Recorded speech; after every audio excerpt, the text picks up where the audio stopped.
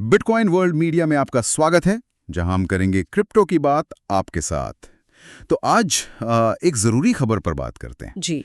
ये crypto trading के नाम पर जो फ्रॉड होते हैं, धोखाधड़ी, उससे जुड़ी है। हाँ, ये आजकल काफी सुनने में आ रहा है। बिल्कुल।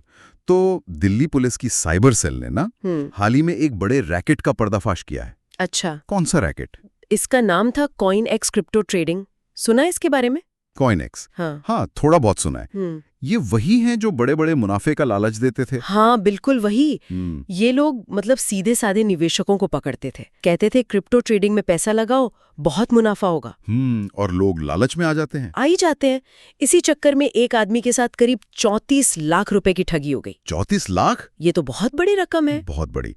और पुलिस ने इस मामले में हरियाणा के करनाल से एक आदमी को गिरफ्तार किया है, नरेश कुमार। नरेश कुमार तो ये मास्टरमाइंड था। नहीं, यहाँ पे बात थोड़ी अलग है। ये आदमी सीधे फ्रॉड नहीं कर रहा था, मतलब वो लोगों से पैसे नहीं ले रहा था। अच्छा, तो फिर वो क्या कर रहा था? वो फ्रॉड करने वालों की मदद कर रहा था। एक तरह से कह सकते हैं कि उनको सहूलियत दे रहा था। मदद कैसे? किस तरह की मदद? इसने क्या किया, अपनी एक कंपनी थी नरेश ट्रैक्टर वर्कशॉप करके। Tractor workshop? हाँ, उसके नाम पर इसने अलग अलग बैंकों में करीब 10 करंट अकाउंट खुलवा लिए। 10 अकाउंट एक साथ? हाँ, 10। और फिर इन सारे अकाउंट्स की जो डिटेल्स होती है ना, जैसे chequebook, ATM card, SIM card, net banking की जानकारी, सब कुछ। मतलब पूरा कंट्रोल इसने फ्रॉड करने वाले गिरोह को दे दिया। अरे बाप रे! और इसके बदले में? बदले में इसे हर अकाउंट के लिए महीने के 30,000 रुपए मिलते थे। सिर्फ 30,000 एक अकाउंट के? इतना बड़ा रिस्क लेकर? हाँ, लगता तो यही है। मतलब वो एक तरह से चेहरा बन गया था इन फ्रॉड करने वालों के लिए, ताकि असली लोग छिपे रहें। बिल्कुल। और जब निवेशक अपना पैसा वापस मांगते थे, जाहिर है पैसा तो कहीं लगा नहीं था। तब क्या होता था? तो ये गिरोह या तो बहाने बनाता था या फिर धमकाने लगता था।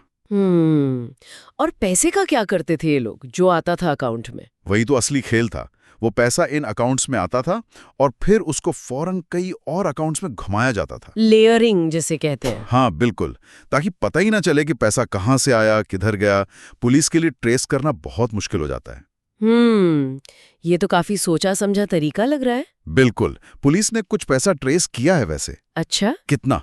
अब तक करीब 9 लाख रुपए ट्रेस हुए हैं, ऐसा सुनने में आया है। 9 लाख 34 लाख में से मतलब काफी पैसा निकल गया होगा। हाँ, पूछताछ में नरेश ने माना भी है कि वो जानता था कि ये सब फ्रॉड के लिए हो रहा है। वो ऐसे लोगों के लिए अकाउंट्स का इंतजाम करता था। तो वो भी बराबर का हिस्सेदार हुआ फिर तो? कानूनी तौर पर तो हाँ। ये घटना दिखाती है कि कैसे ये साइबर फ्रॉड वाले कितने संगठित तरीके से काम करते हैं और बैंक अकाउंट्स का गलत इस्तेमाल करते हैं। सही बात है। तो यहाँ एक सवाल उठता है जो शायद बहुत से लोग सोच रहे होंगे।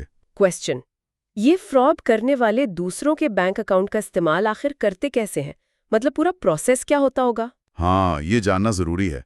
देखिए, जैसे इस केस में हुआ, ये गिरोह नरेश कुमार जैसे लोगों को ढूंढता है जो थोड़े पैसों के लालच में या शायद मजबूरी में अपने नाम पर या कंपनी के नाम पर कई अकाउंट्स खोल देते हैं। फिर वो इन अकाउंट्स का पूरा कंट्रोल, जैसे मैंने बताया, नेट बैंकिंग, कार्ड्स, सब कुछ गिरोह को दे देते हैं। ठीक है। अब जैसे ही कोई निवेशक पैसा भेजता है, वो पहले इन अकाउंट्स में आता है, नरेश के अकाउंट्स में। फिर गिरोह के लोग जो टैक्स सेवी होते हैं, वो फौरन उस पैसे को छोटे छोटे हिस्सों में बांटकर दर्जनों दूसरे अकाउंट्स में ट्रांसफर कर देते हैं। अच्छा, बहुत तेजी से। हाँ, मिनटों में। और ये प्रक्रिया कई बार दोहराई जाती है। पैसा एक अकाउंट से दूसरे, दूसरे से तीसरे, फिर शायद क्रिप्टो में या कहीं और। इससे पैसे का निशान मिटाना आसान हो जाता है। और अकाउंट होल्डर को कमीशन मिल जाता है। जी हाँ, उसे कमीशन मिलता है, लेकिन वो इस पूरे अपराध में एक अहम कड़ी बन जाता है, अनजाने में या जानबूझकर। समझ गया। ये तो वाकई बहुत खतरनाक है। बिल्कुल।